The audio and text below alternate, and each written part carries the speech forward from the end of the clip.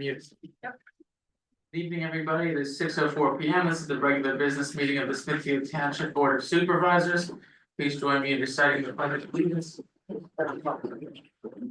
pledge allegiance to the flag of the United States of America and to the republic for which it stands, one nation, under God, indivisible, with liberty and justice for all. Very much. Members present include myself, Chair Jacob Pride, Vice Chair Robert Evenheim, Supervisor Michael Albert, Conservation and Recreation Director Dr. Alex Jackson, Township Manager Julia Heilica, and Engineer John Tressler, and Solicitor Ron Karasak. There's an executive session this evening from 5:30 p.m. to 6:02 p.m. regarding personnel and litigation in the back 9 MX matter. And nothing else. We had three sets of minutes, the April 8th, April 22nd, and May 13th sets. Do I hear a motion on those? So moved. Which is by Mr. Albert, do I hear a second? It's 11 item questions. All in favor? Right. Aye. Okay, bills and obligations, they total $792,310.55. Just a note that includes contributions from the fire and EMS tax funds, which respectively are $435,672.02 and $241,133.03. Do I hear a motion on the bills? Motion to approve. Motion by Mr. Lebanon, do I hear a second? Second. Second, Mr. Albert. Questions? I'm just sort of curious because I didn't see it, it's not a big number, but. Med Ed charges for street lightings at the roundabout? Do we get, is that how do we get charged Yes. for those street lights? That's interesting. We're also responsible for repairing them if they break. Wow, So but isn't that land is owned by PennDOT, or not PennDOT, that's the feds, no? We The roundabout? We repair all the streetlights, even if they put them on. We're Okay. responsible for them. I believe it's still owned by the Pennsylvania Department of Transportation. Not just as big, I'm talking about the red stoplight. Yeah, the traffic signals, even though they're in PennDOT's right away. Yeah.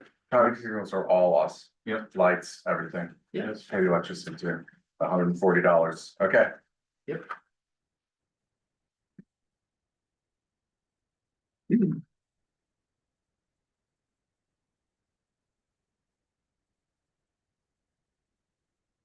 That's my next question. Anyone else? All in favor? Aye. Aye. Okay, reports, we'll proceed to the solicitor's report, Ron. Give me one moment here, because I'm. Catch up. Sure.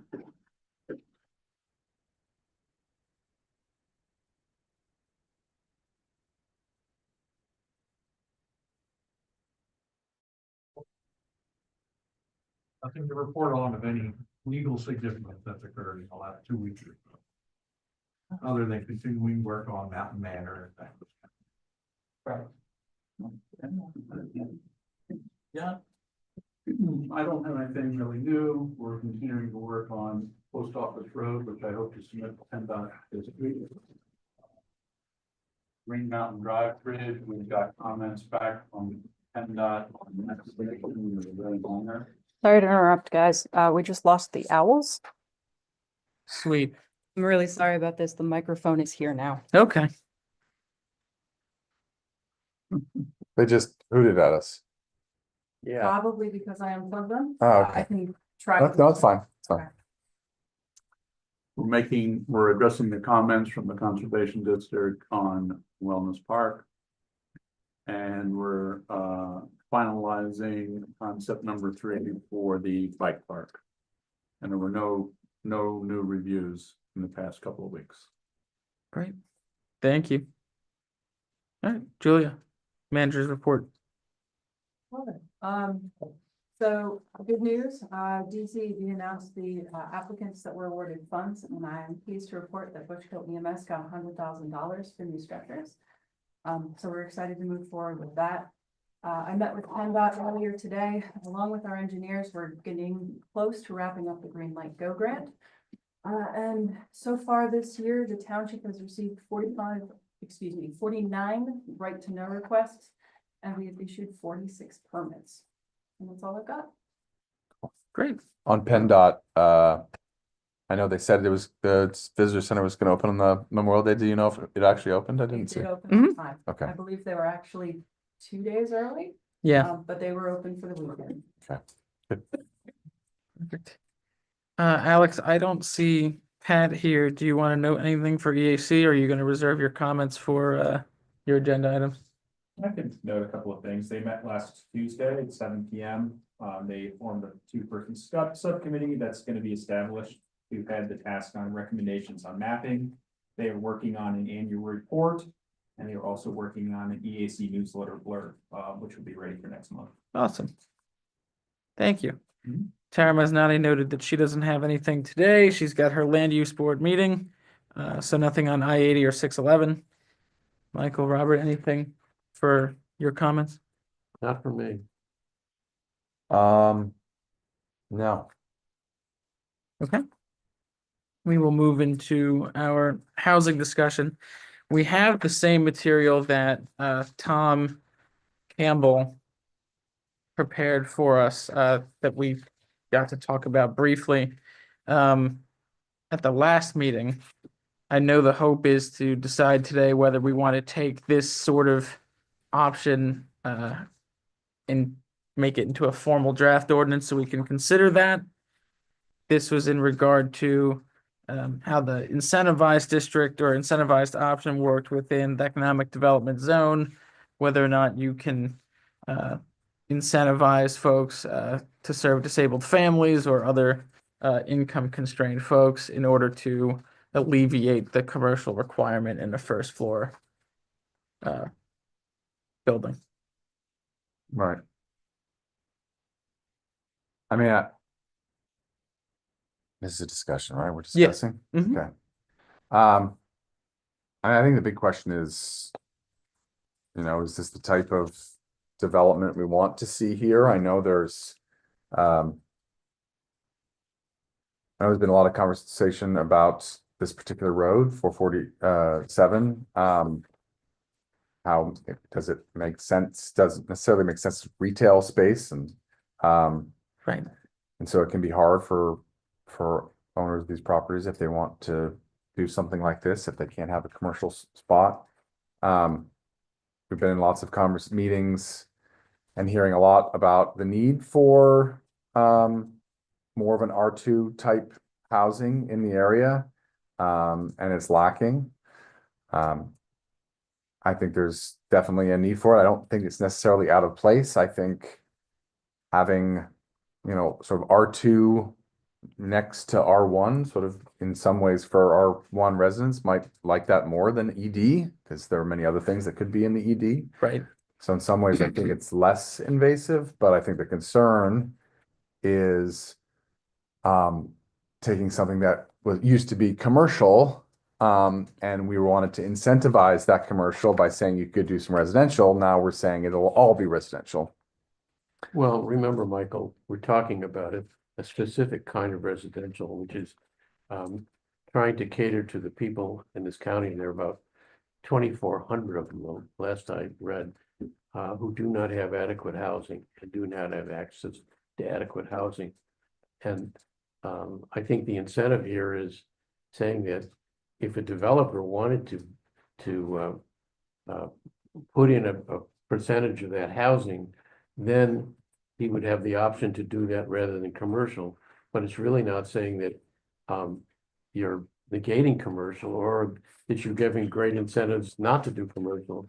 The incentive is if you can work it out that you're willing to take the gamble that you can rent these and you can come out on them, then you can do it. And I think the two corridors that make sense are 447 Independence Road, because it has the lowest traffic count of any of the roads in the triangle of what we call the ED zone, and also Brown Street. It's the same thing. In this case of the specific case we're talking about, which is what prompted this whole discussion. The developer is penciling in that he can give 15% of his housing to disabled people. You know, take the gamble that he can come out. That's what it comes down to, rather than doing first floor commercial. And I think to give that option on those two streets is not invading our what we call our reasons for an ED zone, which was really to promote commerce, business, Milford Road 209 specifically, and maybe to a smaller extent on the extension of Seven Bridge Road that goes from the traffic circle down to Marshall's Creek. So we're not really, I think, harming the commercial areas. And on the other areas, these two I'm talking about, we're really giving an alternative, but only if you're serving the underserved community of either disabled people or people who cannot meet the market rents. And you can read about this, but it's pretty clear that there's a lot of people in Monroe County who are not able to have homes or places to live because of the fact that they can't afford the rents or they're disabled in some way. Oh, I was just gonna say, when I read the first line, for parcels with no direct access to Route 209 or Business 209, that already kind of limits where it can be, if I'm not mistaken. But I also don't want it to be broadly applicable to, like, okay, there's a side street off 209. Like, if you have interior roads, like, this is not really for a Smithfield Gateway type of No, development. This is supposed to be for low volume, odd shaped parcel type of, well, I where think, where mixed use itself is not practical. I think in a subsequent draft, Tom suggested that Tom Campbell, that is, suggested that we just specifically name the roads, which are, Independence make Road, sense. Brown Street, because that is getting away from the possibility of somebody, shoehorning something in that I we don't don't want. think you can do that because that's spot zoning unless you do an overlay. I'm not sure it's spot zoning. We haven't changed the zoning. We've changed the incentivized option, which is section 308. That's all we're changing and making it more elastic, let's say. So But you there's can't, two you can't possibilities. say, you can take the incentivized option, and build, and swap out from your, instead of commercial lower floor, guaranteeing a certain percentage of disability, accessible units, but only on Brown Street. Right. Well, Well, but remember, as Jacob said, we want to avoid doing this so that somebody can say, okay, I'm on some lane here and I don't have direct access to 209. We Right. want to make it specific so it can't be any more than Well, I those. mean, I think the whole idea of zoning, though, is also that you're setting something up so that if it makes sense for the township in a type of area, then it will make sense for everyone, not just one developer. I mean, that's the idea. Otherwise, you are spot zoning. But it's not one developer. We're saying anybody on those streets. I'm not sure that's spot zoning. Ron, what do you think? well, I was gonna Ron? say, I don't think that you can even do specific to 209, but, like, for example, the section 305, I think that exists right now, which is a couple sections above this, says that if your parcel is in between two state highways, AKA, I mean, I guess you could qualify Mountain Manor with that, or Smithfield Gateway. Yeah. That was the way it was written then. You can write it objectively. I guess I just want to say I don't think it should go I- everywhere. from everything I'm hearing from everywhere, I understand there is a need for some more R2 type housing, and I do know that our R2 is extremely limited, Yes. and is / unbuildable in certain areas. There's like swamp and so I understand the need to grow that. I think generally ED sort of ED zone-ish. I mean, generally, I think people will be more happy with more residential than everything that can be done in an ED, which ranges from a data center to a gas station. Right. I can imagine, but I don't know if any of them are here, that if you live behind there in the R1, you'd probably prefer, a nice looking apartment than a Wawa, but I don't know, I could be wrong. Not that we're gonna have another Wawa there, because we have a Wawa now. But I just want to make sure, we're not doing something that we're eliminating all commercial option in our community, because already the ED did that. It took all of our Right. business zone and said you could make it business and you can add residential into it. So I just worry whenever we start to say, let's, let's get rid of all of the commercial from that, because Right, that was right. never the intention. Right. That's, again, I'm not against, I think this project somewhere in the township would be great. And I actually personally think that space makes sense. Right. Because it is right next to R1. Thankfully, they have to realign the road as well. which Yeah, is well, that's, the other more important part, but Ron, if this were written, looking at this here, it's certainly not in legalese, like, because like I see at the end, and I'm not knocking Tom at all, but when you see it, that says penalties for failure to submit the report on time or submit payment for not meeting the tenant population threshold will be determined by the supervisors at a public hearing. That's probably not enough teeth, but there's probably some way that this could be written, or maybe even John, you have. Yeah, I am sure it can be, and I can tell you from my corner of the world.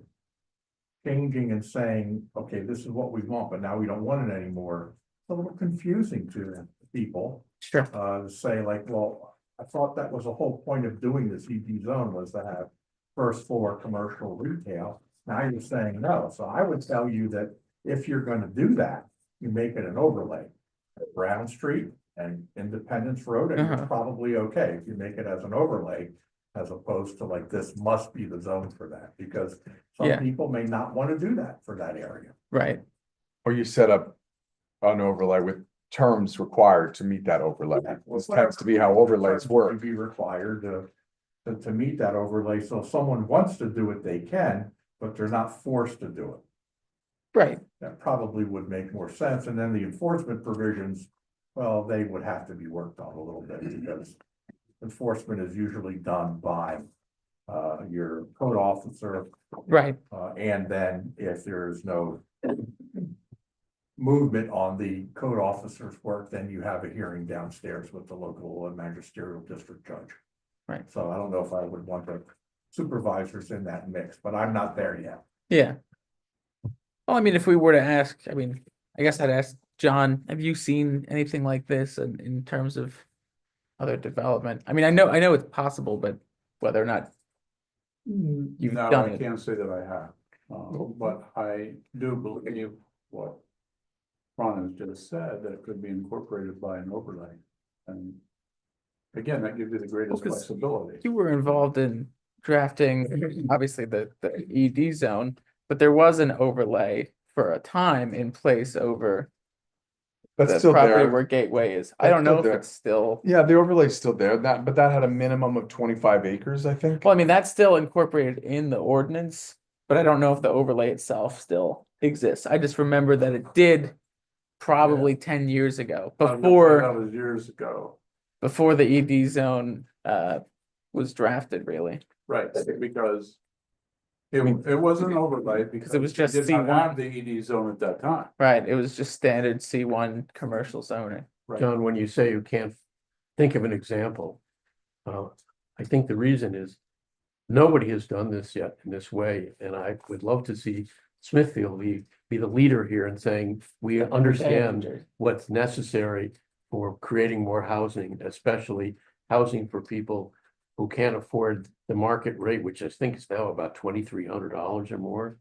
And also people who are disabled, who find it difficult to find any place to live because the units have to be designed for disabled people from the point where they're designed and built. They have to be that way. They have amenities where disabled people can use them. I'd love to see us be the leader in the county in this, because I don't see anybody else doing it. I mean, I agree with I agree with the idea of being able to incentivize this, and for anyone here thinking, not exactly sure what we're talking about, affordable housing is not, Section 8, it's not the same thing. I've learned a lot at the last PSATS conference on affordable housing. It meets a number of standards, but this is not poverty housing. This is just housing under certain thresholds. And actually, it tends to be, because of the requirements, the buildings are actually nicer, they look better. Right. Than even normal apartments. And I do believe we should be incentivizing, adding some of those incentives that exist in other parts of the state. To that, my question is just, does it make sense to take away the ED zone? Well, Michael, you're talking about an overlay. That seems to make sense to Ron. Why don't we draft away the zone, you just. Well, I'm saying, I think we could do it that way. I'm still not positive from my point of view that that's Well, what the township, I mean, that's that's a policy different, call. that's a different That's a question. policy Well, call. I It's mean- not a legal call. I think we've seen some successes in the ED zone and the amendments that have been added subsequent to that, including changes in the industrial zone, for example. But when you say take away the ED zone, what do you No, I mean? mean, take away residential. Because you're taking away, What do you mean? sorry, The taking away The commercial. commer- taking away okay. commercial. Yeah, I agree with you, but I think that this is the type of thing that needs to be limited to certain size parcels, so they're not broadly applicable. I think you need, what we intended with part of this was when you didn't have the street frontage, it made sense to transfer it into another building and concentrate the uses. And they were able to secure those variances for other reasons. But I do think that this may come up again with some of the smaller ED zone parcels that aren't gonna do mixed use. Got a question. Tammy? Yeah, Michael, can you explain to me, you said it's not the same. Affordable housing isn't the same. Section 8 housing. It's Yeah, not what's the voucher difference? housing. Well, Section 8 is like voucher housing. Affordable housing is housing that is below market rates. But there are incentives that go to developers to build them, so they can come out building a little bit cheaper if they are ensured they rent to certain income levels effectively. I still don't know all the details, but these are not. Renter, what, I don't understand, it's not, you said it's different than low income.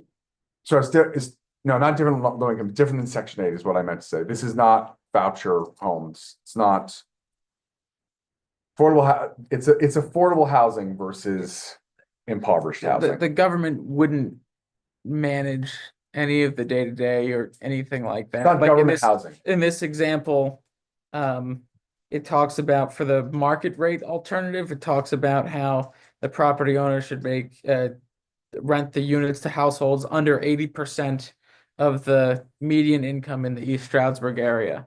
So if median income, depending on the area that you measure it, really matters. But let's say it was like 100,000, then you would make sure that 15% of the units are rented to people that are making less than 80,000. So it's not necessarily, like Michael said, the Section 8 housing or even the other properties that are managed by the housing authority or anything like that. This is purely on the private side. We're just requiring for the use itself that some of it be dedicated to those types of Developers renters. use it as tools to build. Not to build. My understanding is and I can't describe it all, unfortunately. I'm sorry, because I'm not an expert in this, but I did attend a couple of these sessions, see if I can get it right. They tend to not be saving on the cost of the building, but they're saving on various permitting processes related to the building. So in a lot of times, the cost per square foot of the building itself, as in the trim, is nicer even than a normal apartment complex.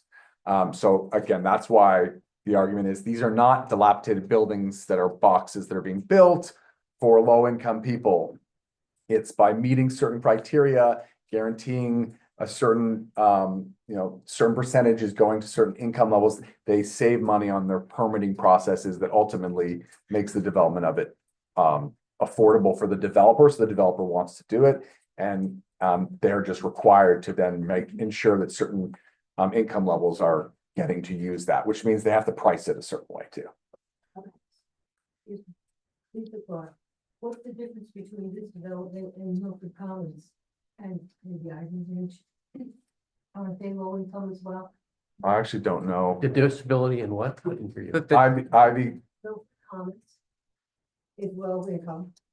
I'm not sure about Ivy Ridge, but I think that is also. What is the difference? Are they between what you're talking about Yeah. and those already existing developments? so I don't know.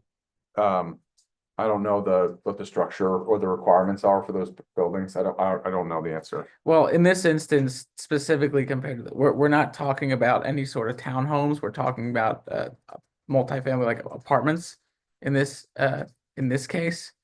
Because we're talking about generally smaller parcels that are not on high volume roads. So you're going to see, difference in that, and probably a difference in the density itself. But otherwise, in More of an terms of, R2. I don't know if is Milford Commons in R2? People. yeah. essentially. More units. What is Milford Commons? I've never quite understood that. What is it? Is it, Well, it was built under incentives. I don't know off the top of my head. The township should be pioneers in this, but we already have developments. And it's not It enough. sounds great for the developer. And then the board here is discussing on changing zones, and this is what you've been doing notoriously. How is this going to help our township? And who's gonna pay for it once they're already in?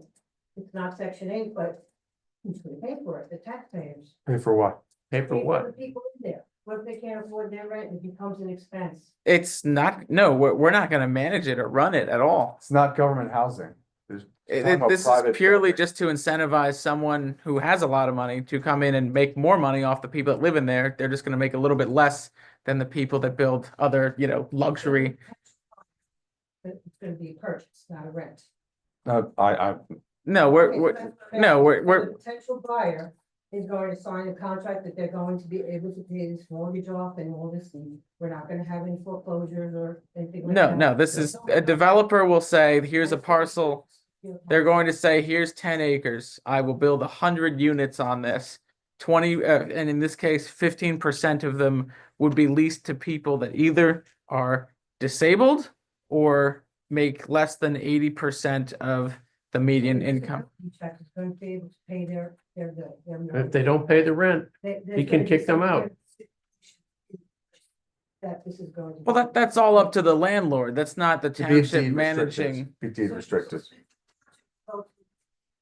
Rigmarole, change zoning, do this, do that, get this in, and then just hope that they can all pay the bills? No, we're not responsible for the people paying the bills. No, but you are responsible for the people that are already working. Yes, we are. And a lot of them can't find housing. Going very well so far. Thanks for the comment. So you said on smaller parcels. Yeah. So is there a parcel size requirement that you were looking at doing this? And then how many units would they be able to, is there like a ratio of, okay, if you have 10 acres, you can put this many apartments within that 10 acres? And then my other question would be about water and sewer capacity for these apartments, because you need water and sewer. Yeah, correct. 100%. So I guess it's the two questions. It's one, what are your parcel sizes and the limitations on the number of units? Well, I mean, right now, Madam Mayor, can you please? Oh, I'm sorry, Heather here, Can you spell your last name for me? Heeter. Thank you. I think right now, there's no parcel size because it's just a discussion, Right. right? There's no ordinance. There's no ordinance on the table. There's no, we had a developer come in here that says by the way, this is not the first time we've heard, there was this idea for this ED zone, mixed use, makes sense, as an incentive, allow us to, because everyone wants to build residential. Developers only want residential. That's all they want. Because sadly, retail is dead.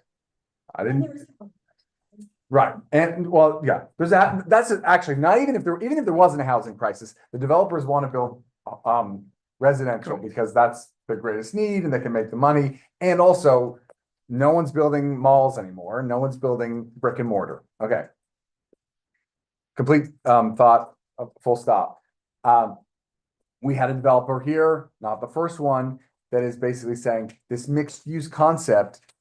Unfortunately, it doesn't work for how they finance. And I've heard this from multiple developers that basically say, I can't get financing for this thing where there's commercial on the bottom and residential above. So I don't think there's been a single project. We've created the ED zone. The ED zone is still commercial and it had these options for these to incentivize, a little bit of positive development. So we don't have all The only mixed Garages. use so far is the animal hospital. animal hospital's the only one so far. Okay. In Smithfield Township, Yeah.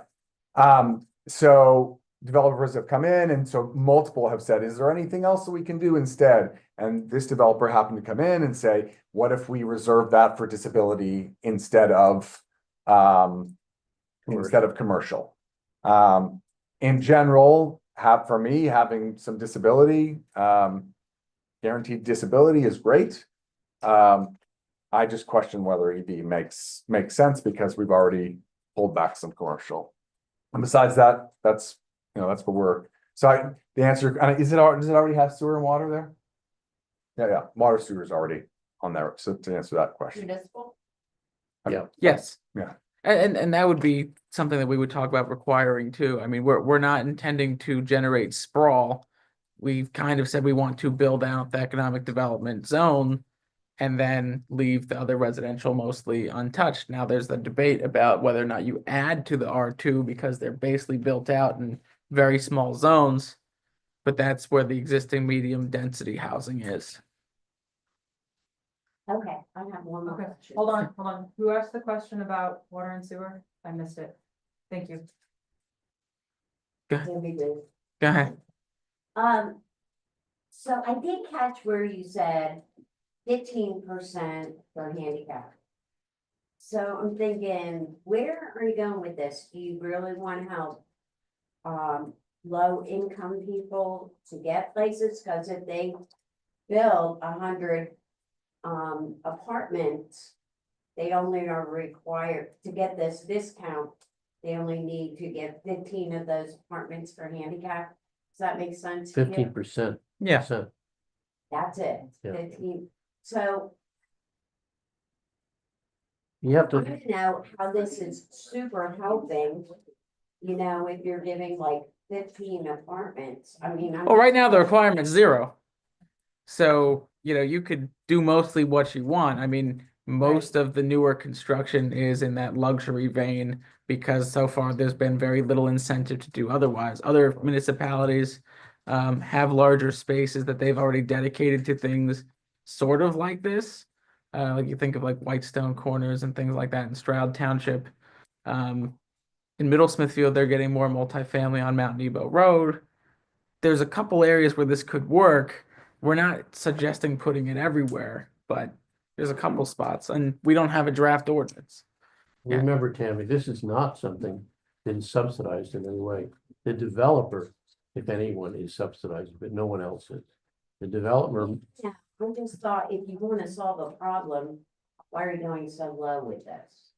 You're saying people can't afford housing, but you're like, okay, you can build this 100 apartment thing, but 15% can go. Well, for you want to go, affordable. you want to housing. find a proportion where the developer is still comfortable actually doing it and one that, will actually work for, that demographic. So the demographic itself is small enough to where that 15% number is probably fine. In places, in other states, I've seen where it's like 25% is required affordable. So that's a debate that could happen. And when we have a draft, we might look at that. I got Christine first and then I'll go to you. I think we're putting the cart before the horse. We're talking about low income housing when we Affordable don't housing. know how much we already have. What percentage, Milford Commons, Ivy Ridge, there's a couple more here, I think. What Out of all percent? of our what percentage we now have in the township? Other than Milford Commons, which I'm not really familiar with, I don't think there's anywhere. You don't think, do you know? Well, You know, so. I'll say that with, Why don't we figure that out before we start talking about this? So Well, part of the reason this discussion has occurred is because the Pocono Mountain United Way did a survey and found that we're 2,000 homes short in the entire county. So whether or not we have housing here and what percentage of it is, it still is indicative that housing is needed everywhere in the county because we're 2,000 homes short. Okay. I thought that was before I merged, Milford Commons, that's. Oh, no, that's. Nope, that was 100% done like last year. 2024. And the reason for that, by the way, is to the reason for that, this township is good, good about this, but a large number of those homes are now required because in swaths of the county, they are now short-term rentals. It's a big. No, I'm talking about like Toby Hanna,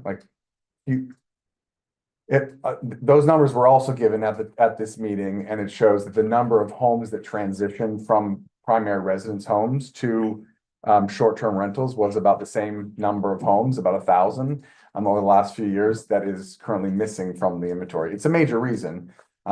Primary homes that get converted to short-term rentals that are always occupied. They're talking about handicapped, they're talking about, I heard Jacob say on TV, young people trying to find homes. Yeah. And we're talking about a shortage, which has got too many things going on to really have it concrete. Well, we're talking about, what we're talking about is the fact, we've attended multiple sessions recently that basically show that our area has a housing shortage. It's across the board. It tends not to be the multi-mega million dollar homes that we're in shortage of. It's affordable housing, it's affordable rental units. We know that's the case. By the way, if we're 4.7%, I just did the math. If we're 4.7% of the county's population and there's a 2,400 unit shortage across the county, our share of that is approximately 112 units. So we're not talking about bringing in 8,000 more people, for the 8,000 that live here already, but some of the people that live here either can't find a place to live permanently or yeah. Not outside. We can't require Control that. we can't require that either, But but you're first in that. It was okay. Yep, She had I had- a comment. yeah, go ahead. Keep hearing incentive. Can you explain what that incentive would be, and would it be a one-time incentive or would it be a long incentive? Typically, the way a lot of these work is under your current zoning, there's a restriction on how many units you can build based on the size of the parcel. If you have a parcel that under the current zoning can accommodate 100 rental units, a lot of times the way this works is you give the developer an incentive density bonus. So if he builds 115 units and commits to renting those additional 15 units to affordable or below market rate units, that's where that's how the incentive is given to the developer. He makes more money because he's got more units than what he could otherwise have. And in return for that, he agrees that he will rent them at below market rate. In this case, the incentive that he's asking for is not having to build commercial. Right. He can't finance the commercial part. And right now in the ED, you have to have commercial. So the question is, this is where it's a little ironic because I imagine there's people that don't want affordable housing. And this is a standard pushback across every township in the state. But we're trying to say, should we allow him to build all residential if he commits 15% for low income? Because we also have to think about the people that are low income and that need a place to live. But I think the concern was the tax, the incentive is not tax concession. Right? Correct. No. They're still paying their school tax. No, yeah. There's no TIF. Correct. We're not talking about a TIF. Yeah. We're not talking about No a TIF, no LERTA. LERTA. Robert Eater? Thank you. Chrissy? So you said our portion of the Sure. 112. Yeah. Based on dividing 2,000 by the number of municipalities in the county. No, I divided our current population divided by the county's current population. Okay, It's just an estimate. It's a rough number. there are other metrics that you can look at that from, square mileage, area of the Sure. municipality. I think that's when we look at it in different ways. We're not going to target a specific number. Okay. We're not going to target a specific number. I mean, like 112 units, that could be any combination thereof of anything. We just know generally we're 112 short. I don't know if that means 112 necessarily need to be for disabled, or if 112 need to be, fair market or less than that. Feasible to look at, again, how many housing units, low-income housing units do we currently have in the township? And then a comparison against other municipalities, how many do they have? What percentage of their housing units are Sure. dedicated to low-income housing? Christine, I think We the- don't necessarily want to be burdened with a higher percentage Correct. in the county than another municipality. Right. We'll take your, we'll take your trash kind of thing, not that low income people are trash, but. We'll you take know, your you trash. want- You say again? What did you say? We'll take your trash? Okay, we'll take, we'll take the. I really resent that phrase. He didn't buy low income, I'm low income, so stop. You know what I mean? Why would we want to bear more than our fair share than the other municipalities? And I think we all agree on that. Well, I think. Well, I think we need to have a draft ordinance. I think a reasonable person would be able to infer that. I was doing napkin math on the back of my notes here. So thank you. Marguerite? I have like two questions.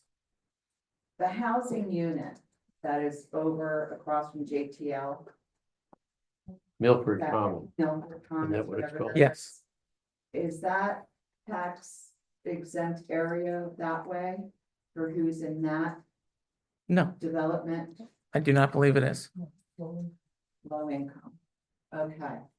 Now, Bart Rubin bought property. Mhm. Okay, is he going to develop that and put housing up? We believe. Okay, so there's housing there. The next one is, wasn't Gateway behind Dairy Queen up on the hill there also supposed to be? They haven't filed a land development plan for it. Okay, so And it was- this is also supposed to be housing. High income. Yeah. Yep. High income, but for 20 to 30-year-olds that were traveling between PA and New York. And seniors, yeah. That was the So- target. I mean, we need We don't know what, It's an all of the above approach, because remember, young Okay. people don't have a place to But I'm go, just seniors stating don't. that That's two new things that were already put out there Barth, that you guys aren't even talking about. Look, as we're housing unit or being development. we're being altruistic by looking at this. We know that there is reason to consider this for a number of different parcels, a number of different areas. But just because we have proposed housing elsewhere doesn't mean that we can't have this as an option. Barth Rubin's development, by the way, is in the We do. R2 zone. So it doesn't really qualify for what we're saying. We're saying if we make some overlay in the ED zone, this would be an incentive for developers to use some of it for lower than market or disabled housing. But Barth Rubin wouldn't qualify at all because he's not in the ED zone. So He's he can R2, I just- think.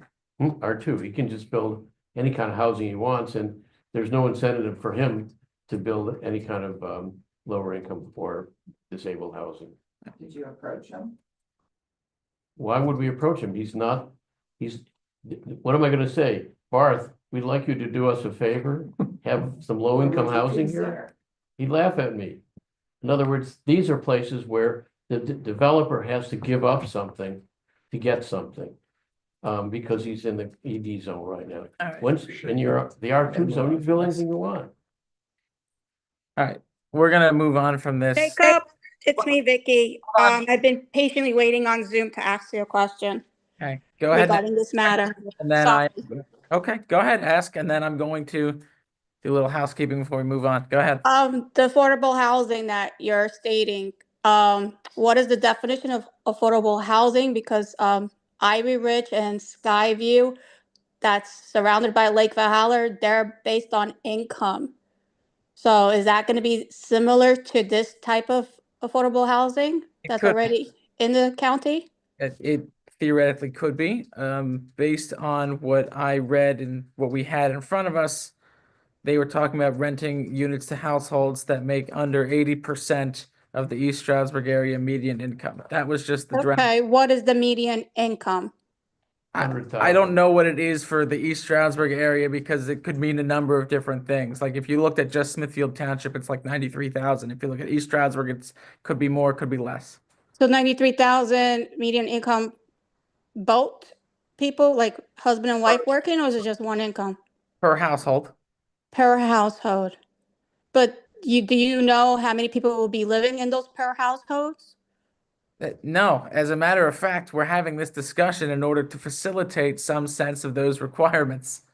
Well, I'm just trying to point out that like even though Skyview and Ivy Ridge is similar to this, it's not a great place, and it kind of makes our area downgraded. So you need to keep that in mind when you're doing some kind of an ordinance or a draft mode for this project. Yeah, appreciate the thoughts. What I was Thank going you. to say was I would like to see if we could have Ron or John, whomever we think is more able to take it on at the moment, to draft something based on this that probably might have more teeth. John, you've done the whole ED zone. Do you think it makes sense to take a stab? If you would like, I can. And then we can have Ron take a look at that too.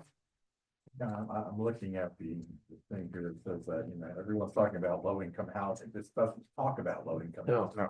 not low. This deals with a disabled household where you could be a bazillion millionaire. If you're disabled, you're gonna Correct. qualify. Or the fair market value in East Stroudsburg. The rental fair market value in East Stroudsburg. So that again is not low income. So Now, my by the way, question low would income is be- long term. It's always supposed to be affordable housing, which is related, slightly different. My question was, how are we gonna be defining a disabled household? Right. And then, how are we determining the fair market rental rate in East Stroudsburg? I think we should go back to Tom Campbell, who handles all this for United Way. And I think their different definitions are probably the best we can find. And that may well be. If we can define those two items, it becomes a little more. Yeah, he talks about market, ease. fair market rates, fair market rental rates versus low income. 40th percentile rental rates. I'd like to just stress for Oh. everybody, just to make sure everybody gets this. We are not talking about any tax incentives. We are not talking about anything from the township. These are incentives that the developer can choose to use, but he's paying for it, not us. Okay. All right. So And by the Ron, Yeah. Tom's thing was talking about disabled or fair market rental rate. I'm looking Yeah. at the email he sent, and I see at the top, he does have a definition for a disabled household and a fair market rental rate, so that helps a little bit. And then also the area median income. So he does address all three of those questions that I would have, and that some of the people in the audience. well, Basic, at 80% of median income, you're basically saying just below, below average, slightly below. Okay, do you wanna? no, I was going to say, Ron, given all the other litigation right now, do we want to have John do it first? John can do it first every time. Okay, all right. It doesn't have to John- be just now. John, do you mind taking that on? I mean, because I think that I if- think you got the bones right here. Yeah, I'd just be curious if maybe you'd be able to reach out to the planning commission and say if it was like parcels under 10 acres. I mean, we're not looking for. I think it'd be nice to see what types of parcels would this fit for? Because we're not going for, like, this is not supposed to be something that's on Smithfield Gateway or anything like that. I mean, Well, let me take a shot at it and Okay. something to look at. And then Yeah. obviously it's gonna take some tweaking. yeah, By the way, Gateway is supposed to have senior housing, which is another kind of, we're not even talking about that, but that's another kind of lower income housing. right. All right. That question. One last question, then we're moving on. Really comment, and it's that this is exactly the type of situation that an updated comprehensive plan, we should be using our comprehensive plan to be guiding us in these types of decisions. And again, our comprehensive plan, 2001, what does that say? If that's the enforced comprehensive plan, have we referred to that and Hold on. looked at what that? We're looking at that, yes, but we're also looking toward the future, what a future comprehensive plan might look like. But that's not, no, we're not, the answer is no. The honest answer is no. We're not gonna do a new comprehensive plan before we do this. The existing comprehensive plan, what does You it say can, about? we can consult it all we like. But we know that it's a living, breathing township, not based on something that's 21 years old or 10 years old. So Can I we'll ask a talk que- about that Can I ask later. a question? I'm curious if this was in line with the Monroe County comprehensive plan. Does that mean you would be sort of behind it? I'm generally curious. I don't know. Because I've had this conversation before my time as supervisor, when I was on planning, when I worked with United Way. Because I do feel this sort of issue is not a township specific issue, it's a county or regional issue. On some levels. I mean, you sort of brought that up earlier when you're talking about numbers, and a lot of times the data is only going to be available at a county level, and it's very hard to do these things well at township levels. They have to be done sort of countywide. And addressing a housing crisis, for example. But I also feel pretty firmly about that on a planning document as well. I'm just telling you my personal view, because we already know that the township comprehensive plan holds zero legal weight, doesn't need to be looked into, can't appeal anything based on it. So it's the same as a county one where it doesn't hold any real weight, but it'd be nice to have. I agree. So I'm just curious because I do put some weight behind the county plan. Is this on the county comprehensive plan? I mean, they address affordable housing in a few ways, but I don't know if it's specifically about adding an ordinance to, reduce your commercial. County's about to undertake the Monroe 2040 plan or whatever. Yeah, wouldn't that be? For us to know what the county comprehensive plan says, or? Well, I what mean, our current. yeah, I mean, we can pull it out. I've read it before. It's been a number of years. sure. So it's getting a little old now, but. Right. We're moving on. So we have the consent agenda, which includes the consideration to approve a special event permit for custom import performance, the consideration to defer to land development regarding Mount Nebo Apartments to Middle Smithfield Township, consideration to purchase a Ford F-150 Super Cab per the 2025 budget, and the lowest quote, consideration for resolution number 596, a lot joiner for Shawnee Sun Mountain LLC, and the consideration for the land development waiver regarding 361 East Brown Street LLC. Motion to approve. Motion by Mr. Levenheim. Do I hear a second? Second. Second, Mr. Robert. Discussion. Yeah, John, can we get like a really, really quick one on the Mount Nebo, the Hanover letter? I believe there's a gentleman in the audience. Oh. You're up. All right.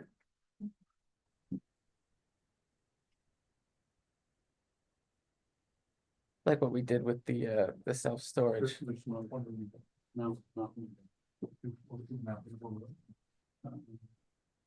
No, Mount Nebo Apartments. That's item 2 under the consent agenda. For the land development. No. This is just, Yes. we're just Well, making yeah, we are. Middle Smithfield decides as opposed to us, because it's more on their property. Yeah, side, there's right? no development in It's Smithfield. entirely, yeah, it's entirely on their property. I'll show you the map. here. Okay.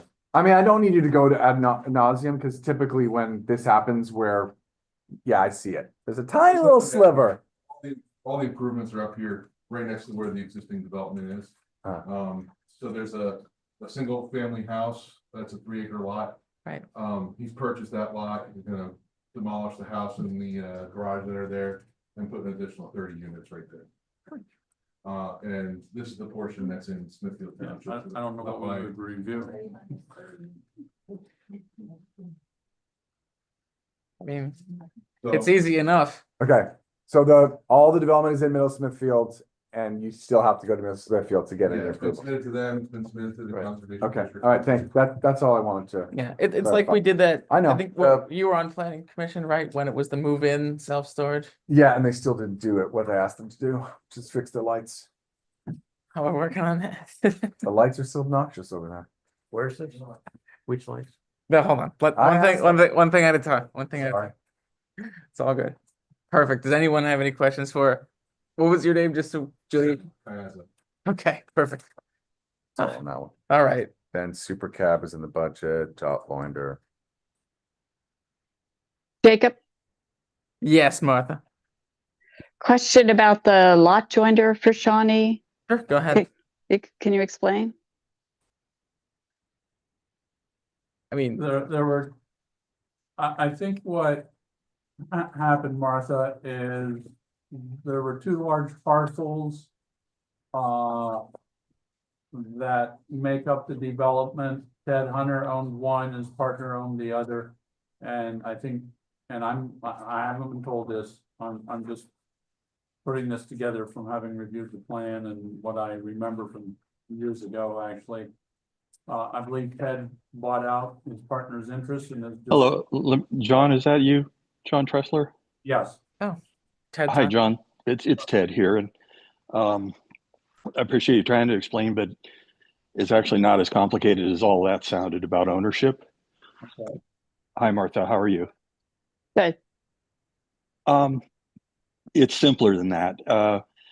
The parcels were acquired long before Tom and I acquired the interest in it. It goes back to the days of Charlie Kirkwood and Bob Schabelsky when the Shawnee PRD was assembled, and they were assembled by acquiring different parcels. So one was a 99-acre parcel, one's a 95-acre parcel. Obviously, it was just bought from the people who they bought them from at the time. And those individual tax ID parcels have been those tax parcels for probably decades.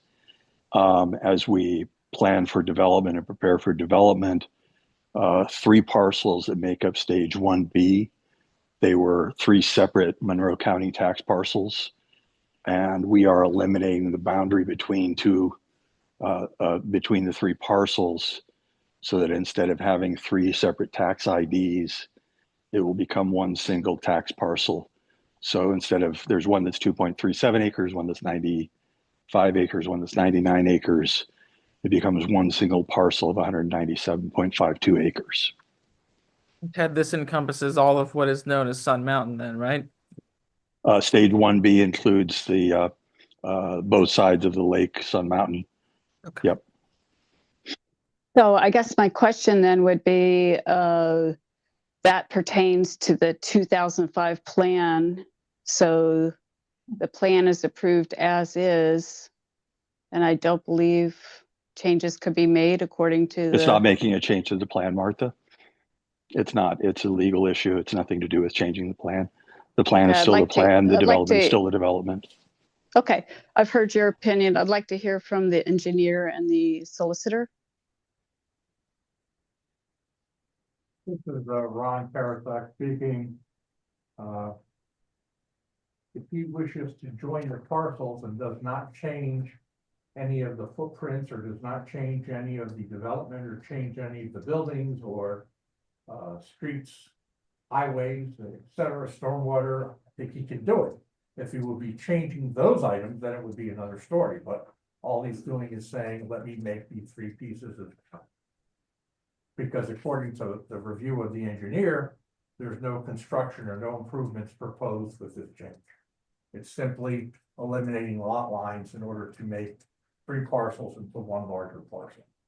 Yeah, I get that point. It seems like a change, but if that's your legal opinion, Well, I could be wrong, but I believe that again, if we're not changing anything, if all we're doing is eliminating lot lines, I don't see that as a change because there is no adverse consequence for the township because of, let's see, more stormwater or less sanitary sewage or less water or more roads or something be affected. I know there was some concern about roads going over a dam or whatever.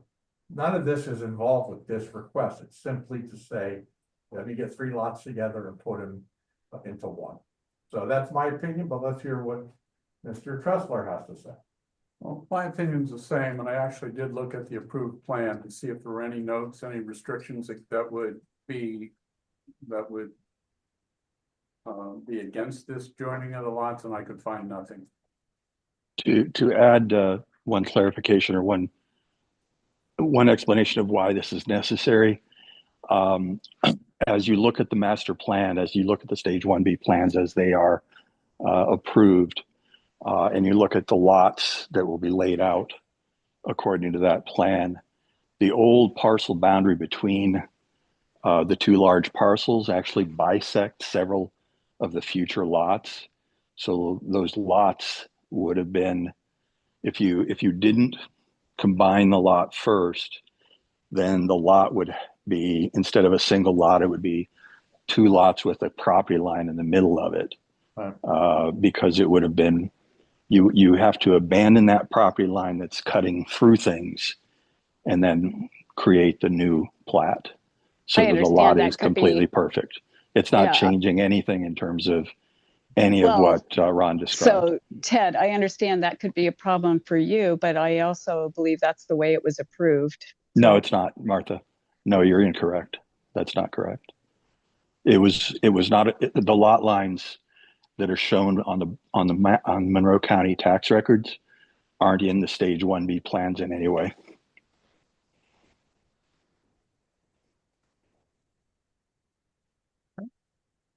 Anything else?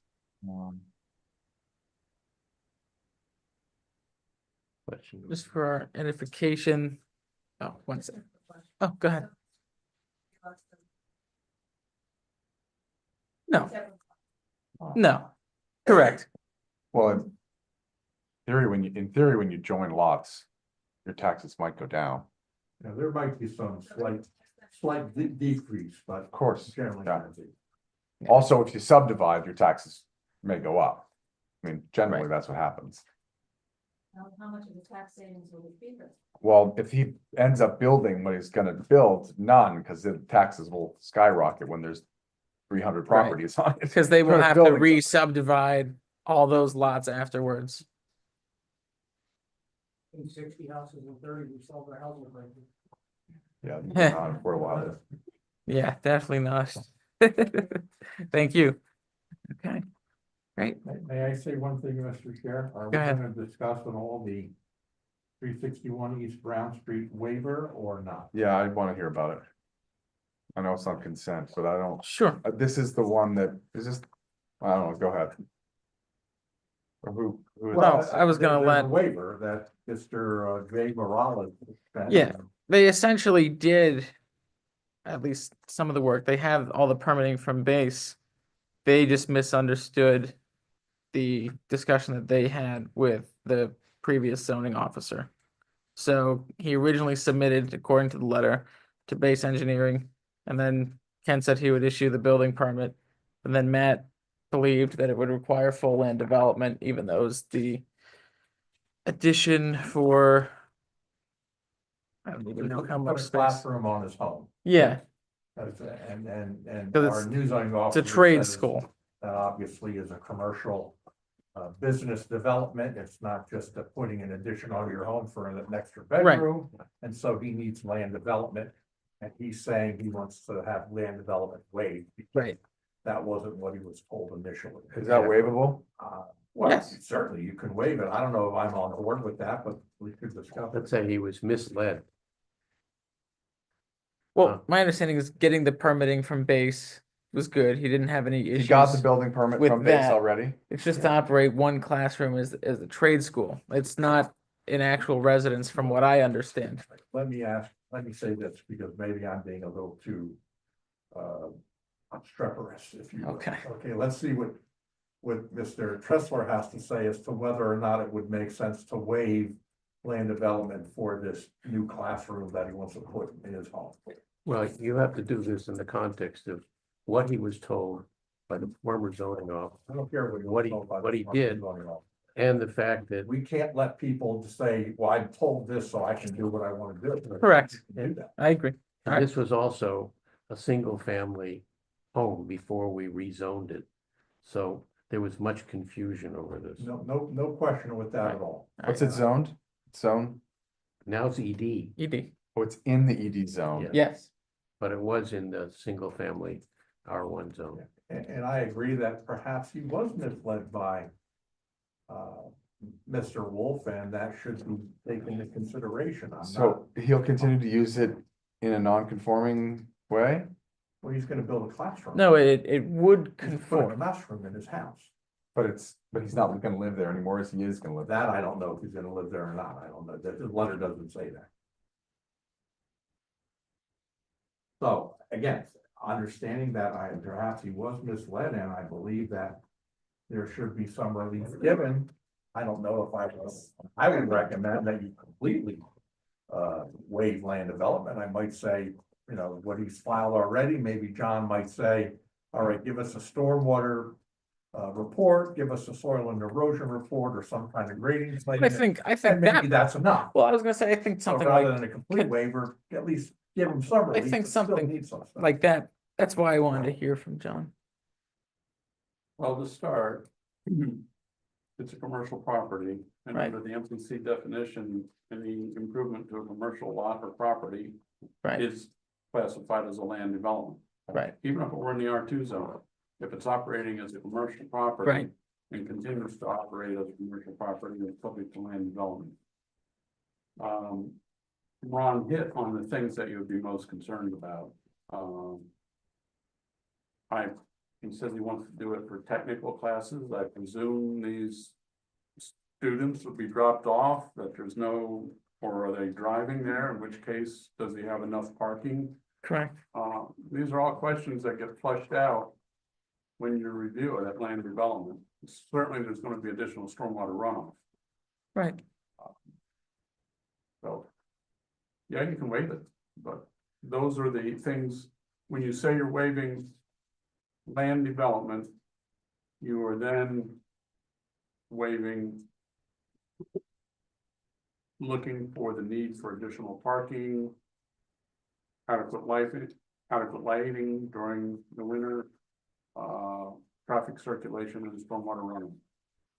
Well, if there were, let's say, a mini way to do land development would be one thing. But to ask this gentleman to do land development and the cost of what that is gonna just kill this project. So he's trying to have a school to trade tradesman. And it just can't, it can't afford this. You know, So- land development is a very expensive process, as you know. He already has a building permit, right? Right. Yes. I mean, he has a permit to build. That was the township that screwed up because of, moving forward with the building permit. I'm just curious. I mean, if you have a building permit, doesn't that permit you to Well, build? he got the building permit. It's really more for safety than it is for permission for the actual construction, because from base, that's all they do, inspect fire, light, And again, safety. not speaking this, just to give you a hypothetical, and I think Ron would back me on this. He has a building permit, he builds. Mhm. After he gets done building, he floods his neighbor, and his neighbor brings a lawsuit, and he brings it against the township because they didn't adequately review the Mhm. plan. Right. That's your risk. And I don't know if he has a permit. According to this letter, he said, I was told Mr. Wolf would issue a building permit.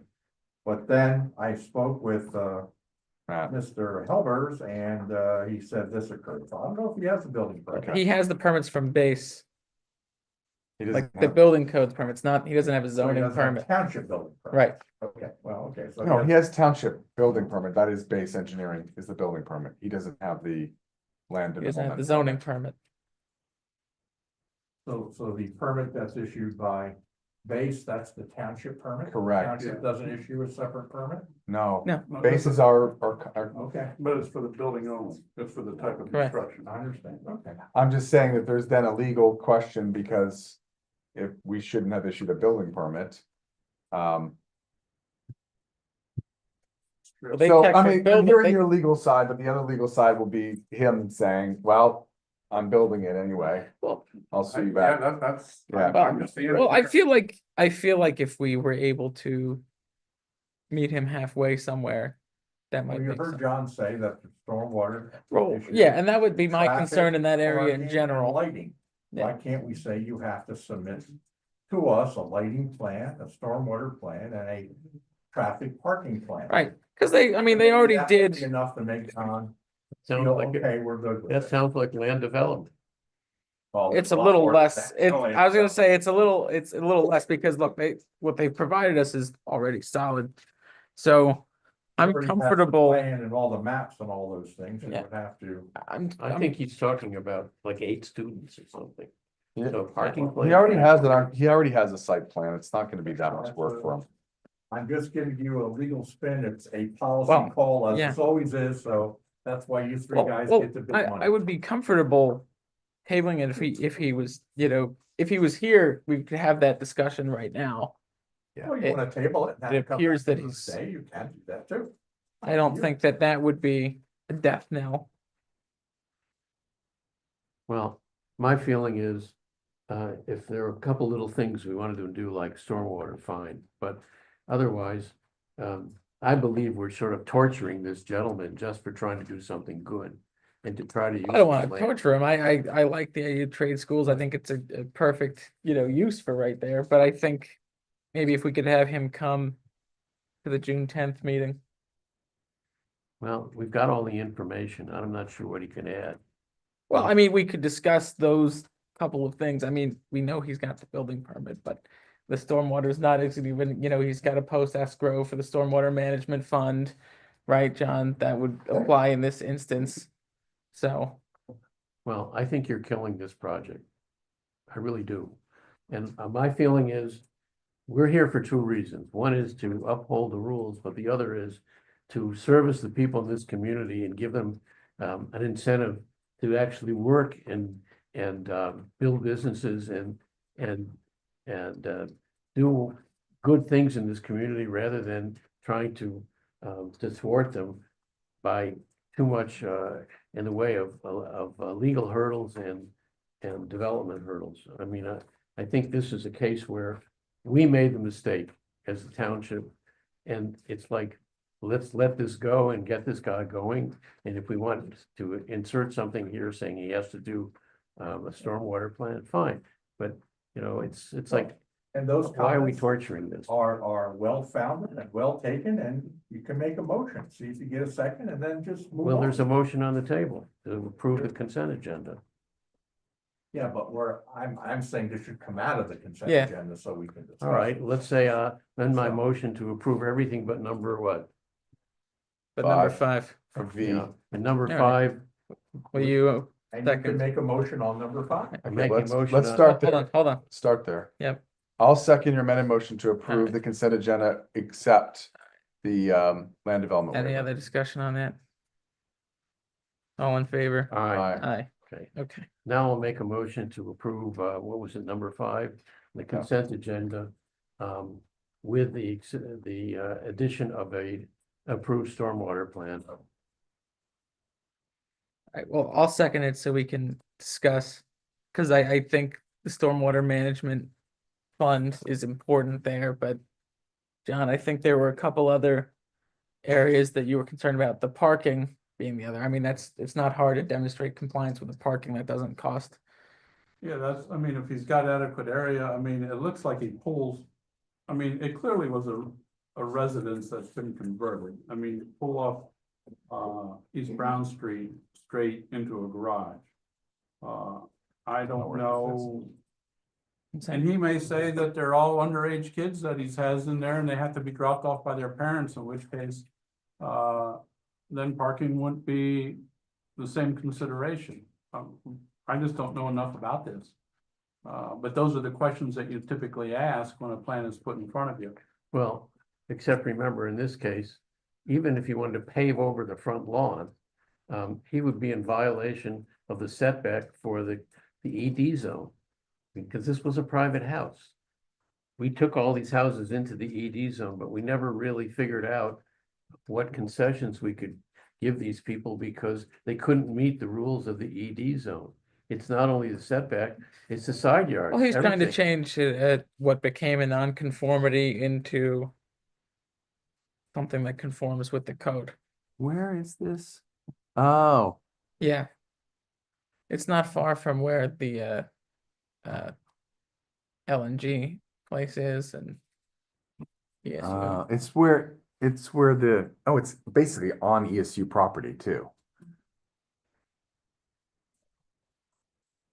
Yeah, So you have a motion on the floor with a second. Yeah, and Someone can make a motion to amend, to add something else if they wish. A motion to amend would take precedence, if not. And you. I mean, I would- Enough discussion, you can take a vote on the motion. what was the motion again, that he submit? The stormwater plan.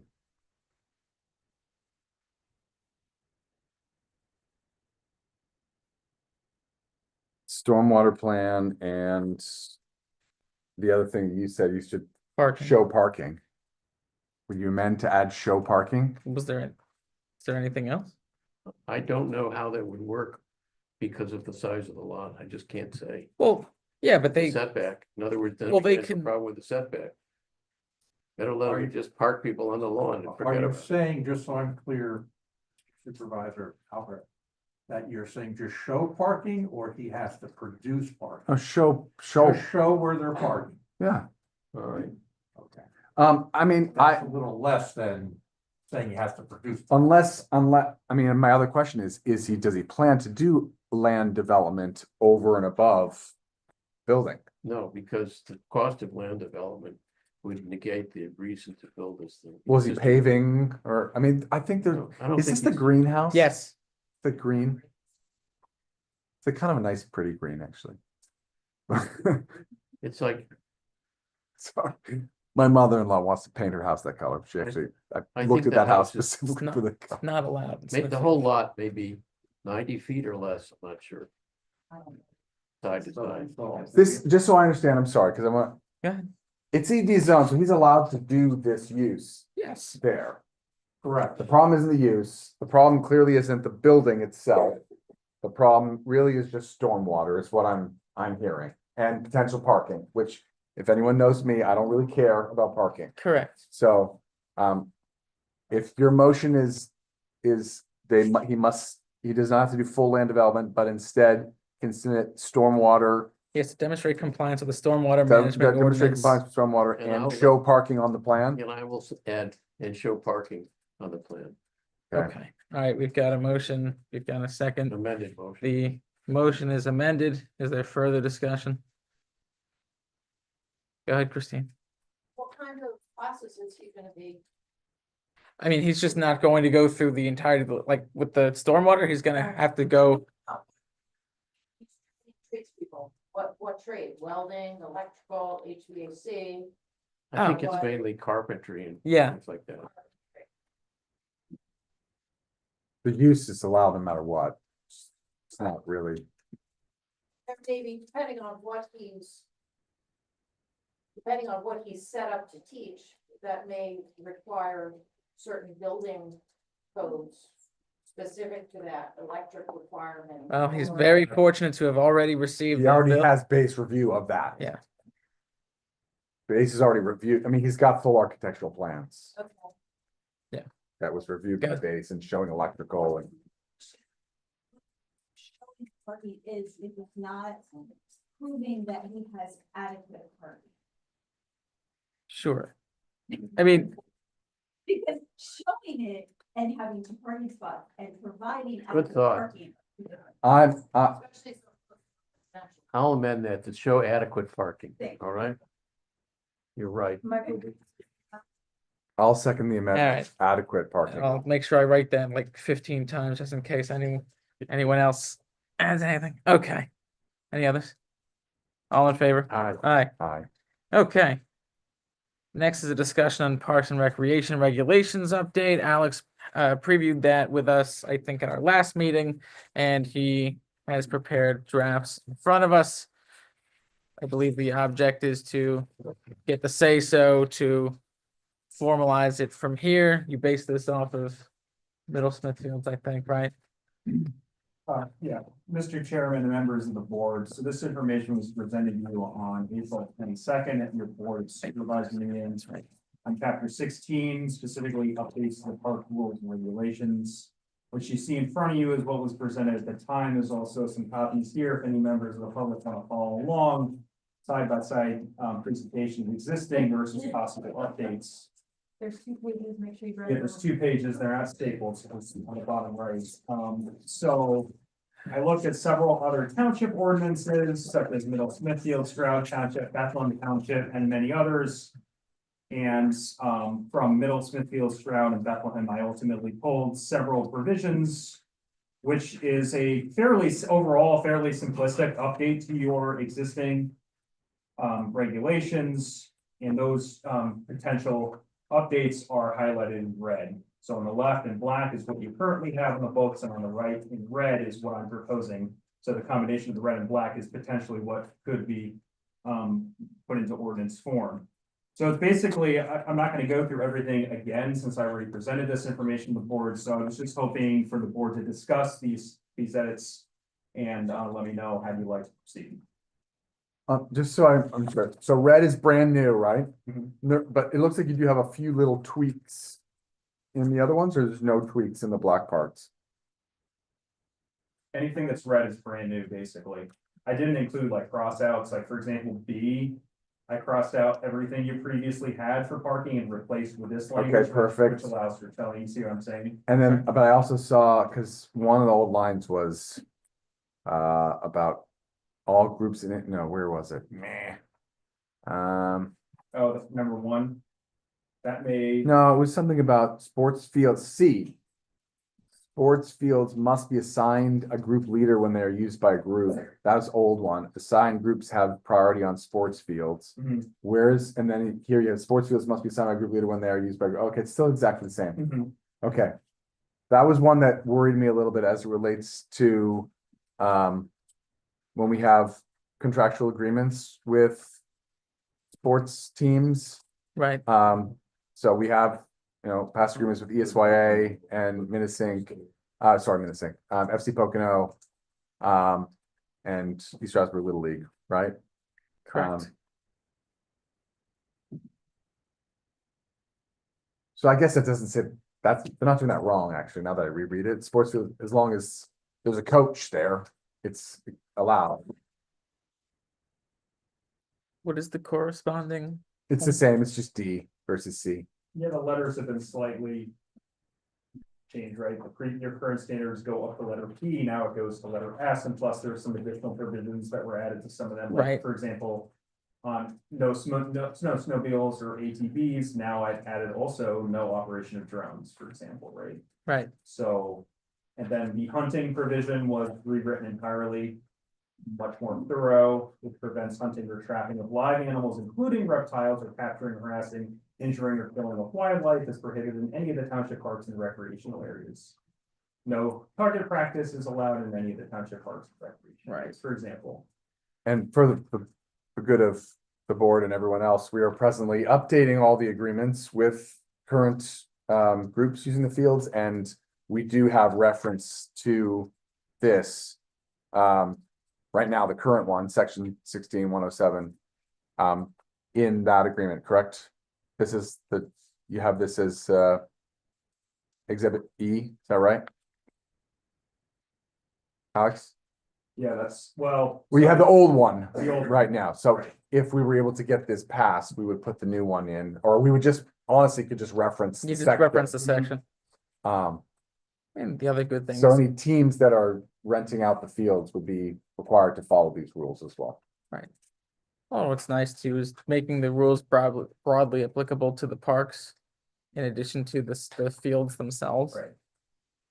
Right. Then, Mr. Chairman, I also, as I talked about last time, in April, there's a provision now for additional rules and regulations, so the Board of Supervisors may from time to time adopt by resolutions such additional rules and regulations as may be necessary for the proper operation, management, and conduct of township parks and recreational facilities. The only other section, this was one that I'm actually curious to hear if you want, is discrimination. Now that you're having gate entry in certain circumstances, it might be a question more for Ron, whether or not, for legal reasons, you might want to have that in there. I'm gonna defer that to the board though for discussion. Well, hear Ron's thought on it. Well, you sure always have those. Yeah, I think it Almost anything. makes It's almost- sense, right? It's almost boilerplate these Well, days. especially when it's a public, yeah. Okay. All right. Yep. No hunting or trapping, what about fishing? Fishing be permitted. Sir, may I have your name, please? You Thank you. Just so everyone knows, just so we're clear, everything on the left is already the law. That's how it is today. These are the rules today, and on the right is the proposed change. Just want to make sure. Yeah. Not proposing something, if it's already in the left, it already exists. Marguerite? I have a question with the change in number 1. It says it was here, it says Smithfield Township for recreation and enjoyment of its residents. And then they changed it to the public. Mhm. So what part of the public are you in referencing to? Out of state, The in public, state residents? Well, What the- are you classifying as public? I actually recommended this change because a lot of our groups, ESYA, and FC Pocono, the students and children that are attending are not Smithfield Township residents. And actually we have in their agreements, it does specify if they are, part of ESYA or FC Pocono, they're not subject to the $10 fee. correct. That's Yeah. good. But that's why it was felt because they are also required to abide by this.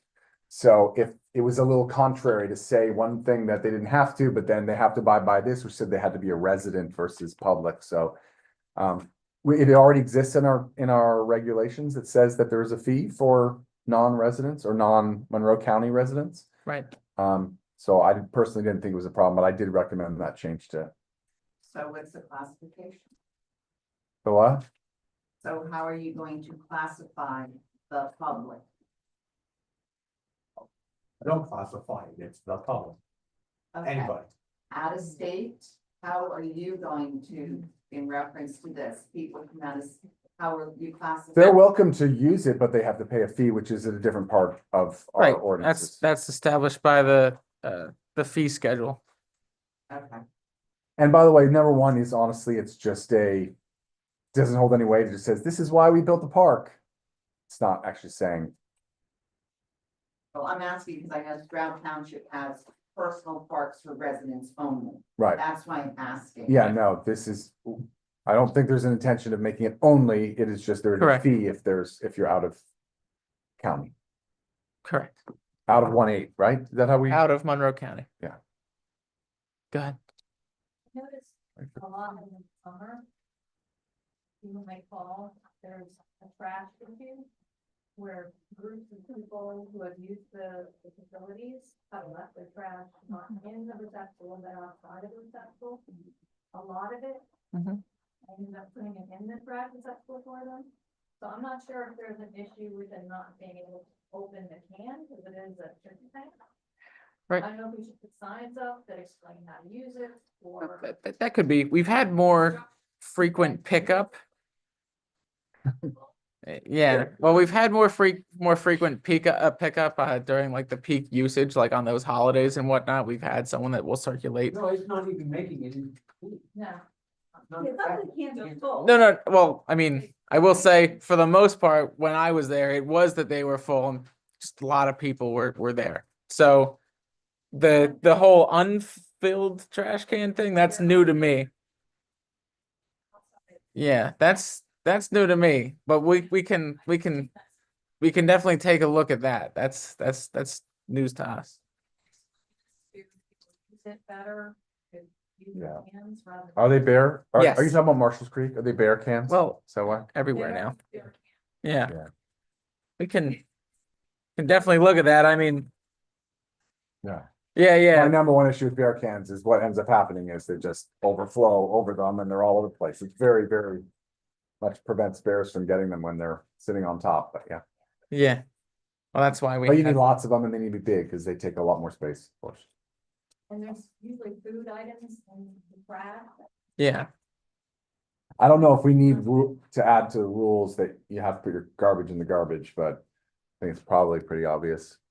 Unless we want to issue citations for it. Well, we can take that route and we probably can because the intention's not, oh man, they didn't put like, go after Well, every you know single, what? but Is there? we should.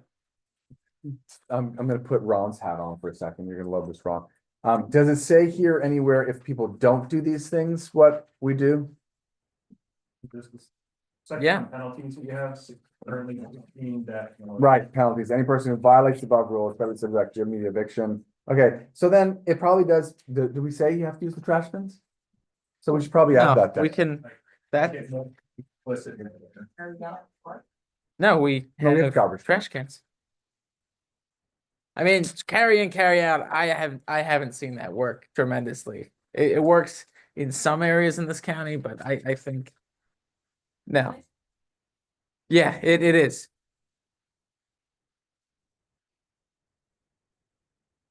Yeah, I think a penalty if they don't use the garbage bins. Yeah. Absolutely. So add that. Well, easier on the, well, when we have people there on the weekends, which is we will do in the summertime, and then it'll be easier on those days. It gives you the ability if someone comes by and sees someone breaking the rule. You'd rather have it and be able to have discretion than not. Charlene?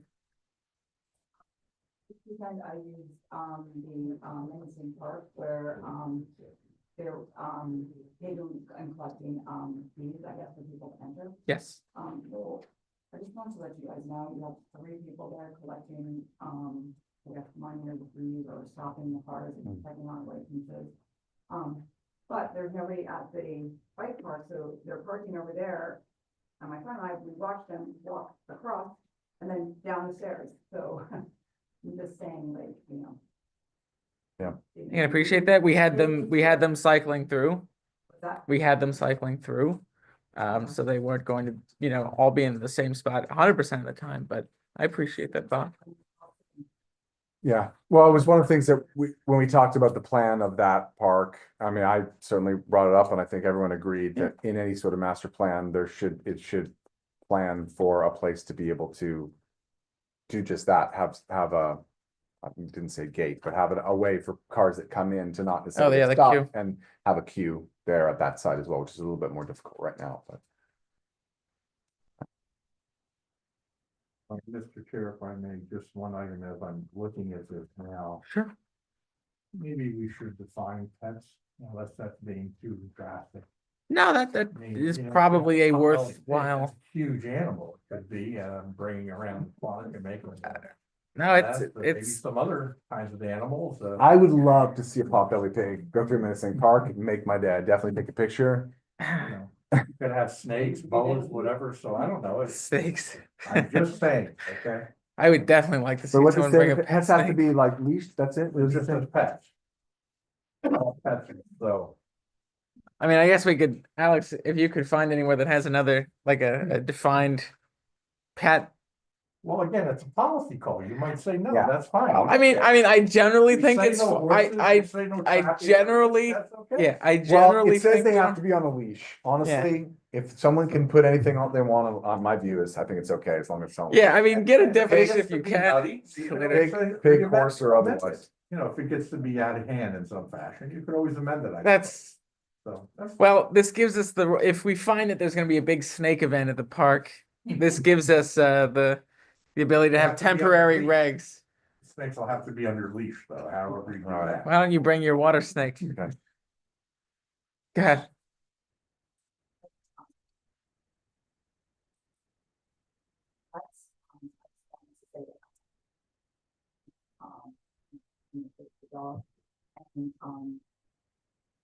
When I want to, report on it, the dog should be in control of the owner at all times. Mhm. Not the, Yeah. The owner should be in control of the dog. It's on We got it. control of the pet, let's put it that way. Because even if it's on a leash, and if you have a leash law, and someone is injured and the dog is on the leash, there's that very, and you probably would know this, there. Yeah, and you could theoretically have a 200-foot leash. I'm just saying, that's what I was told, so. Maybe can we just add like, so all pets are to be kept on a leash, and be in the control of the owner at all times. You covered emotional support animal. Well, it's any pet. Only because we had to allow small voices in the school. Right now, I personally think it Are you should be any serious, pet. Debbie? Debbie, you're serious?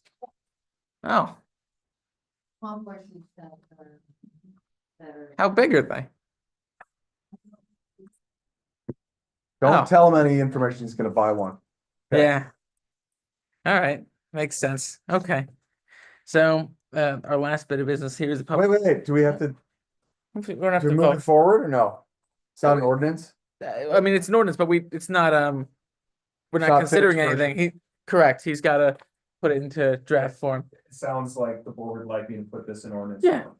Yeah, finish it with the changes made, Right. or so that we can move it What's to that? review. Okay. The white hatchback outside, the house is open, there's dog running loose out there, he's trying to get in. Oh my God. We have to amend this ordinance immediately. Okay. All right. Go ahead with that, Alex. So our last bit of business is the public hearing on the draft ordinance number 255, which is chapter 27, section 705 clerical amendments, clarifying that with regard to the special exception rules, that that it correctly references the zoning hearing board or the board of supervisors respectively in each of those places. And Julia, am I missing anything there? A couple other. Oh, you summarized it very well and concisely. Supervisor Albert brought up a concern about the section 705 referencing and making sure that section 05 referenced both conditional uses for the zoning, excuse me. Oh, yeah. Conditional uses for the board of supervisors and special exceptions are heard by the zoning hearing board. So that all of the changes that you see in this section clarify that the Board of Supervisors deals with conditional uses and the zoning hearing board hears special exceptions. We already made that change. Right, we updated Yeah. the regulations, and then when we were looking back at section of 705, you raised the concern, so that's what this amendment is for. Right. As far as anything else, we got proof of publication on that. Yep, it's all been properly advertised, and we're ready to move forward if the board is willing. All right. Any comment during the public hearing part? You get to say something again in 2 seconds if you forget. Go ahead. This is for this ordinance on this. Oh, no. Oh, Yeah, yeah. that's coming up. That's coming. Yep, no worries. All right. All in favor, I'll entertain a motion to close the public hearing. 7:43. This is on, Yeah. What? Can you, I'm sorry, I missed it. What are the clerical amendments being made? This is the same one. You were here. We talked about this when we changed the special exemption use. There was the language that needed to be updated in the other ordinance to make sure that zoning hearing board saw a special exception, Got it. and that's what this is doing. Okay. Yep. Thank you. No worries. All right. All in favor? Aye. Aye. Okay. And now I'll entertain a motion on draft ordinance number 255. Motion to approve. Motion approved. Oh, yeah. Second. All right, motion by Mr. Levenheim, second by Mr. Albert. Any other questions, discussion? All in Same fa- ordinance. Same. all in favor? Aye. Aye. Okay, May I say something with respect to this? Mr. Chair? You just missed it. So, go ahead. The brief that was filed by Mountain Manor Yeah, in support of their appeal of the judge's decision, where the judge held that it was not entitled to a special exception use and that the motocross track is not permitted. They have raised hard the fact that there was nothing in our ordinance to Right. establish a special exception use Right. when the matter was heard. right. In fact, that's almost their only argument with respect to this. So Fascinating choice by hold their them. breath because it could be bad. You want to talk about the other reason for optimism, though, in the same breath? The fact that the rest of the decision Well, from the rest of- Zulik? I mean, if they're only really contesting that one piece, I think it's a little misleading to. As far as I can see, that seemed to be their main argument. Yeah. Now, of course, I'm not talking about our argument back. Well, that's what I'm saying. I think you should at least say that we have our argument that has more than one We piece have our behind it. argument that I think has more than one. But it does concern me that they have raised that, and although Zulik gave them the fast shuffle on that argument, it may not happen by a bunch of judges in Harrisburg. Let me know who's on the panel. But we're not there yet. Our brief isn't due to the 13th of June. Yeah. Till that brief is in, we won't even get a chance. Right. Okay. All right. Now, regular public comment. You were first, sir.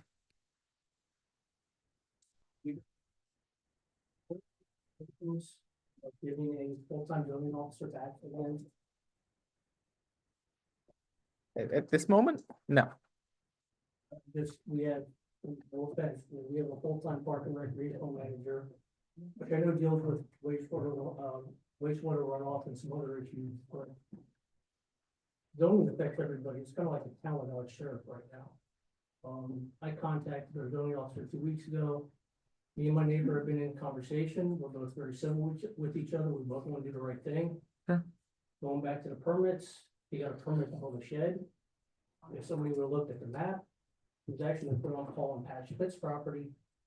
My property's in the middle and then his. So he wasn't even, he was 2 properties over, because that's what the driller told me on. He had a survey done. New assessment went over, took better pictures. Went to the assessment office to make sure I wasn't being taxed for it, because it's on my property, and the assessment map was told there were no permits. So I thought, when he was gonna build the garage, I went to Ken, and he assured me there was a permit. We had this discussion. Permit number is 22-124. Zoning officer response to me was, there's no permit in the record. And the only thing he can do for me is cite me. It's irrelevant who built the garage. Because it's on my property. Mhm. To me, that was kind of like a go away. That isn't really an answer. I mean, if you wouldn't mind giving us some more specifics, we can look into that. Yeah, I'm more than happy to give you my address and. Yeah, that would be great. Julia, you can take down. Yep. We can do that offline unless you don't mind. I don't, peop- it's okay. 911 Franklin Hill Road. And I would be 127 pipeline. And the permit was 22-124. So my other concern though is that the assessment office has no record of it. So the county just spent probably millions of dollars to reassess everything. And we have permits that are not being sent into the town, into the county. So the taxes are not being paid. We're aware of that. That was an issue with our previous, and my understanding is everything is We now did been filed rectify that. as of now. I don't know when I this was there was. last week. But I mean, they seem to be in consecutive order. Every year I got my wood burning boiler permit, and it was one number off of where it was in front of me. So if you, you know, if you have 120 through, you're missing, 120 through 130, it's gonna be 200 to figure out. There was a lot of them, so I don't, can we, do you know what number it was, you said? Yeah, I've got the number Yeah, down. 22, 124. I can double check that, but. Well, I mean, so they can look into it. Yep. But yeah, they have a copy of it from there. So yeah, it's been very frustrating. He's trying to do the right thing. I'm trying to do the right Yeah. thing. We're just looking for some third-party guidance and kind of got a goal. All right, we'll work with you on that. We will definitely be in touch. Thank you. Okay, thanks for coming. Anyone else? Tammy? I have a question for Ron. Did you send in anything for Mountain Manor, your proposal from the supervisors? Did Yeah. they receive? Yes. Did they respond? I have not heard from them, but the proposal by the supervisors was sent to the attorney and asked him to look at that and tell me what he thinks. I have not heard back, other than getting a set of discovery questions and requests for production based upon the order that was entered on May 2nd. So it doesn't mean he will not contact me, just means I haven't heard from him as yet. Was that last week that you sent? it? Yes, it was before the holiday. Could it have been Friday? So like it's really just. It requires a Day or two in. number of, I don't remember, but it was last week that it went out. I'm just racing for a backlash. That's why I'm looking up. No, it went out based upon the supervisors, at least to the supervisors agreement that it should be made that pitch, which we did, and we'll wait to see what happens. They may not accept it because it was just 2 days a week, an hour and a half. Has to be a supervisor, has to be there. There can be no other activity going on. There can be no other people there. There can't be any merch or anything like that. So they may feel that that proposal is the tail wagging the dog and they'll just walk away. I don't know. I really thought after you all discussed it, there would be a problem of, oh, now we have to groom the track constantly, so that would add on. It would also, I believe, if I remember correctly, anything that would take place would have to be literally physically monitored by somebody at our instance. If you do hear back, somebody would at least Oh, yeah, email it. I have to be prepared for it. yeah. 100%. If it gets agreed, it has to go into court and then we'll share it with you at that point, Thank you. right? Absolutely. That'll be public anyway. Yeah, if they agree to it, And because you might be in the loop a little more quickly than that, because the discovery we received today were questions they're asking, saying, who made complaints, what were the complaints, how often were the complaints made, et cetera. You're gonna be right in that mix for the answer that we have to respond back with. Okay. So we'll be probably in touch way before that. right. Piggyback back on that question, the 2 events that I sent that, we know are definitely scheduled for there, is there intent to have a zoning board officer around those days to, check in if we actually see that it's actually going on? We will definitely be prepared. Those are on the radar. What are the dates? I don't remember the dates off the top of my head. July 10th through 12th, if I remember correctly. Yes. They were hoping that the judge would change the order and release the injunction as of that May 2nd hearing, but I had requested a postponement for at least 60 days in order to get discovery and other things in place. Right. Which they weren't expecting, and of course, the judge said, yes, we'll do that. And so it may well be that they're gonna be hard pressed to actually proceed with those dates, because the injunction is still gonna Right. be well enforced at that time. Well, and if they would, then it would be criminal contempt, right? Right, there would be contempt charges that would be filed. And the other case is still on hold. Right. So we would just continue it, we can withdraw, so we would then just add that to the the existing case and now say there's not only one violation, now there's two, now there's three. Right. Christine, you had your hand up? I'm not sure who to ask, maybe John, from follow up from the planning commission meeting and Morgan Wellness, are they or aren't they a hotel? Have you heard anything about that? No, I have not heard. They may know if the zoning officer has been in contact with Morgan Wellness to determine. I don't believe he's been in contact. I gave him a stack of papers about his toll again. And I believe he's still going through them. I don't know if he's issued a decision at this time. Okay. Thank you. Do I hear a motion to adjourn? Motion to adjourn. Another question. Oh, Charmaine. I want to bring up, supervisors know, I hope you know about the meeting that took place. Yes. And conduct. Yep. So, as a resident, after watching it, and it was a big safety concern to me that, we had a chair up there. And we had a gentleman who supposedly, if you listened to the, tape, stating that he was aggressive and he assaulted and there was police and then this, but yet he kept provoking him and he cursed at him. And I know for a fact that residents in the audience were scared. Mhm. Nobody attempted, out of the, 5 gentlemen to de-escalate the situation.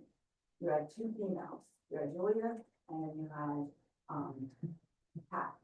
And nobody, he just kept going at it. And I mean, the conduct is, I mean, just in my opinion, is, poor, to say the least. You're putting in residents that are sitting here at risk if you know this person has, as we said, has a bad temper. I don't know the gentleman, I don't know anything about it, but he's saying that, oh, you attacked me and, chairwoman, and you did this and you did that and you did all this stuff, but yet he just kept going at him and going at him and going at him. So, I'm just saying, we need to do better. I mean, it was pretty sad looking at that as, a township and seeing one of the chair people, I mean, in my eyes, provoking. And if he was such a person that has a bad temper, or he, has, why would you even entertain it? I mean, I think, as supervisors, we need to look into why was this entertained? Why did he allow this to just continue and not one person said anything except for a woman in the audience that kept saying, Zach, please stop, stop. No one else said a word. So, I mean, I watched and I reviewed the whole thing. I think there's gonna be some conversations had, but right, that's all I'm saying. Look, it was just. So are you sort of proposing to maybe like some de-escalation training might be helpful for members? If someone has attacked you, as you. DPW did that. Yeah. You know what I'm saying? And you're cursing and you're yelling at them and you're. I mean, I personally would love some, I mean, it's helpful for anyone to have de-escalation training. It's useful in. If this gentleman has a tendency to act the way he does, you're not gonna, throw, was it gasoline on fire to, try to put it out? No, and that's what he was doing. And, and like I said, I mean, I spoke to someone that was here and they were scared to death. And I mean, that's just unacceptable for residents to have to come here and be scared, yeah, and we don't want anyone to feel that. Right. I know that's telling up there, but, it was just both of them, it was just poor judgment and it should have just been completely de-escalated. Middle Smithfield employs a constable in all their, at least their supervisor meetings. Right. Not at all the meetings, just the Supervisor meetings, I said. Yeah, no, I'm just letting these guys. I mean, It wouldn't have helped in this case because it wasn't a supervisor meeting, but. Saturday at times, but Someone, attacking prior, why would you just keep going at him? Yeah, I know. Well, that I definitely can't explain for him, but I get you. Jacob, Yes, Vicky. I was there at that EAC meeting, so I saw everything what happened. But isn't there something that you can consider putting a panic button for Julia or any other one that's on council at those desk to press that panic button? Because at that moment, you can't really think of calling or dial 911 right away. I mean, I need to step in here. We should not discuss any security measures Yeah. that we have in place for our employees. Because making anyone who might be listening to this aware may negate those security Yeah. protocols. Yeah. But Okay. there are security protocols. Also, we can't make any decision at all in comment Yeah. period. It has to be on the agenda. So Right. this is just discussion. Right. Yes, I'm gonna say now, I'll entertain a motion to adjourn. Motion to adjourn. Okay, motion by Mr. Levenheim, I'll second. All in favor? Aye. Aye. Aye.